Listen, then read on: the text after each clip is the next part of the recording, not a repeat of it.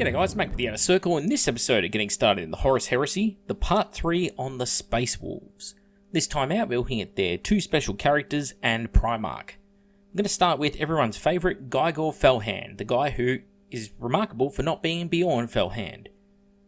135 point character, he has Skirmish, Counterattack, has a 5+ invulnerable save, has the Crownbreaker, Warlord trait, so buff for him and his squad with independent character preferred enemy.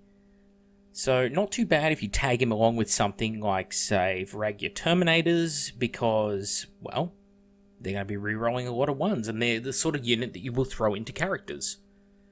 He also has Feel No Pain 5+, which is neat, but any unit that you spend the points on that's going to be tanking things, you want to try and attach Apothecary to anyway, or get them Feel No Pain. He's granted an additional reaction in the movement phase, which is fine. And the problem with him as a character, though, is he is aimed at preferred enemy independent characters, right? Killing characters. But he's armed with a master-crafted +1 strength power sword. And he's got Shred, Reaping Blow, and Rending. The Reaping Blow is only Reaping Blow of 1. And to be fair, it's actually a Lightning Core and a sword. So, he's okay. He can definitely kill consoles, but he is not the kind of character you can go throwing into... Well, anything like a champion, for a start, I would try and avoid, because they're probably going to have a Paragon Blade, so they're going to be hitting you harder. And especially Praetors, you should avoid at all costs with him. But at only 135 points, for what he actually brings to the battlefield, I think he's really good. Skirmish, meaning that larger unit coherency, easier to get attacks in close combat. That preferred enemy, which is conferred to the squad, is great, but that's only if he is the Warlord, don't forget. I like him. I think he's actually worth the points. Pretty much bang on what I would point the model at. So I'm going to say actually surprisingly well written model. Just needed a little bit more in the killing area. Again, consider the sort of things he's going to go up against when you use him. Going on from there, we get to Haval Redblade, Fat Bastard, of course, from Austin Powers. This guy is on the more expensive end of things, over 200 points.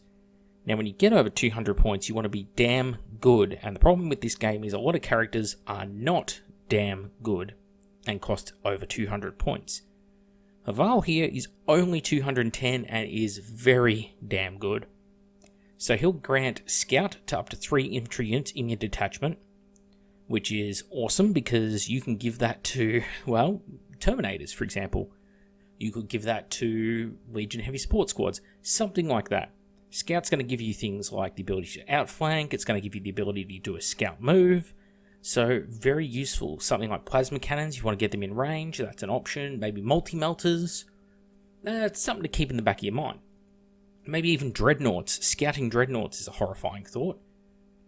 He himself, Tartarus Praetor, so his armor, not going to benefit from things like heavy, but he is pretty solid regardless. He is a multi-wound character. Has Fear, which is fine. Has Counterattack, which is fine. He is equipped with a heavy bolter, which means he's going to have a decent amount of shooting. And his close combat weapon is going to be a +2 strength power axe. So, +2 strength, AP2, Armor Bane, which, strength 6, even with Armor Bane, it's not going to kill the heavier vehicles, but definitely some of the lighter vehicles, and may come in handy fighting Dreadnoughts, but that's still not a position you want to be in. I do think he can kill Praetors, but he is not for that. What he's for is for being a decent HQ, who the enemy will need to throw significant resources at to guarantee the kill, whilst providing many benefits to the army itself. His Warlord trait is the Head Taker, that's going to grant preferred enemy to him and his unit. Now, again, you could put him in a unit, say, that's going to be preferred enemy infantry, I should make a strong point of. You could put him into a unit of heavy support marines for one game, for example, put the scout move onto them and move that unit forward on the battlefield to get them in range on turn 1 and to better fire at enemy troops. He'd be an excellent choice in certain other units, perhaps snipers is a great choice. Nemesis bolt guns, preferred enemy, is going to substantially improve their killing power. But do remember, it is infantry only, so it's going to be on a case-by-case basis where you choose to use him. So keep that in the back of your head. Yeah, I think he's very, very good for 210 points. I compare him to some other characters that are in that points range, like Nomus Raitan. Oh boy, he's so much better than Nomus Raitan, but then again, who isn't? Because Forge World cannot write salamanders to save themselves. Then we get to the Primarch, Leman Russ, the Wolf King. What do we think of Leman Russ? He's almost brokenly OP when it comes to close combat and challenges. Because this is the thing, is there are some Primarchs who play very well to their fluff. Horus Lupercal is one of them. Lionel Johnson is one of them. And Leman Russ is one of them. Leman Russ is everything you would expect from the Wolf King. He is very hard to hit, insanely high weapon skill, awesome war gear. In fact, to the point where his war gear overlaps to too great a degree. I'd say if there's any one downside to him, it's that. And it's the Axe of Hellwinter and the Sword of Bale Knight. The Axe of Hellwinter, yeah, it's going to have Reaping Blow, which is good, and it's AP2 at initiative, like every Primarch weapon pretty much. But it's plus 2 strength, and he is strength 9 base, but he's going to benefit from essentially a type of Furious Charge. So he's going to get plus 1 strength when he charges, which means when he's using that axe, he's going to get slightly more attacks by 1 if he's touching multiple models in base to base because of Reaping Blow.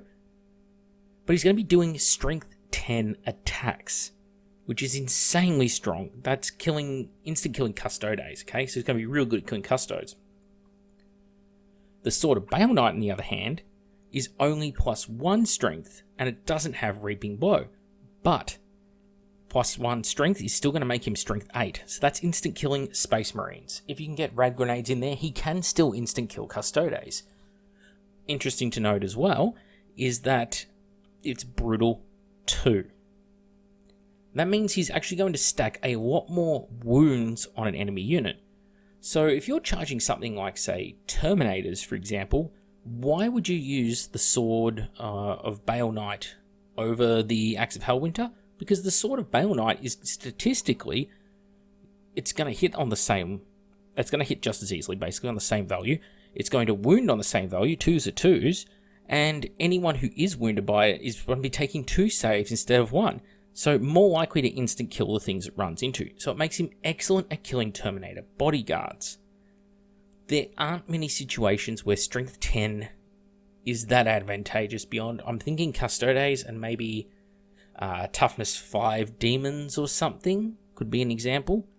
There's not much that comes to the top of my head, which is toughness 5 in the regular game. Maybe units which have battle hardened. There you go. But yeah, that is what he is phenomenal at. And because he's got this weird armor, the armor of Elevagar, Elevagar, I don't know how you pronounce that, I'm not Norwegian and it's probably bastardized anyway. But anyone fighting him is going to be -1 to hit in that first turn of combat because of the armor's special ability.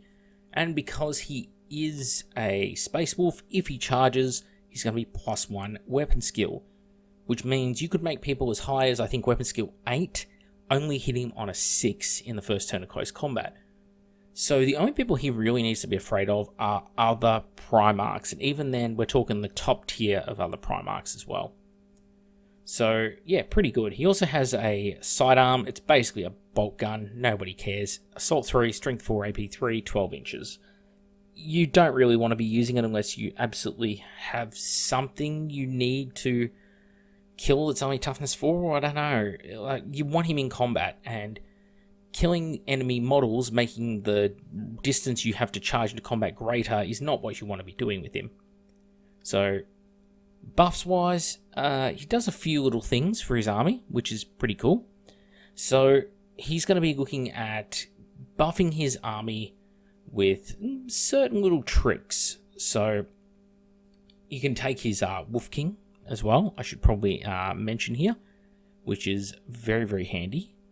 And on top of all of that, he's going to be running around with a Sire of the Space Wolves unique trait, which is that pseudo Furious Charge I was talking about. But it's just a flat +1 strength on any turn in which they charge, which I don't think there's anything preventing it from stacking with Furious Charge. It doesn't replace it. The difference here being, though, it will still apply even if you make a disordered charge. So if you charge multiple units at once, you will still get the bonus. So maybe if you can find units where you can stack Furious Charge with this +1 strength here, you could have some insanely high strength units out there. Even turning power mauls into instant death weapons against Space Marines. Last thing he has is the Howl of the Death Wolf, which is going to guarantee every single model in the army for 1 turn +1 to their movement characteristic. And all enemy models that Legiones Astartes Space Wolves must take an immediate pinning check, I guess, for Traitor Space Wolves. So yeah, pretty damn solid all around. As I mentioned, he does have his pets, and yeah, they're wolves, they're giant. You can throw wounds onto them, they do a lot of damage. Fearless, I think they've got Rampage, Hammer of Wrath, Feel No Pain. I think they cause fear as well as being fearless, and I'm going to say bulky 3 or 4. Pretty solid, but I never see them played because he's already so expensive, they're so expensive as well. I just never seen it on the tabletop, so I couldn't really tell you how they perform. Anyway, that's it for the Space Wolves. Not a lot to go through there. The next video out, we're going to be looking at Imperial Fists, everyone's favourite legion. So until then, catch you all in the next one.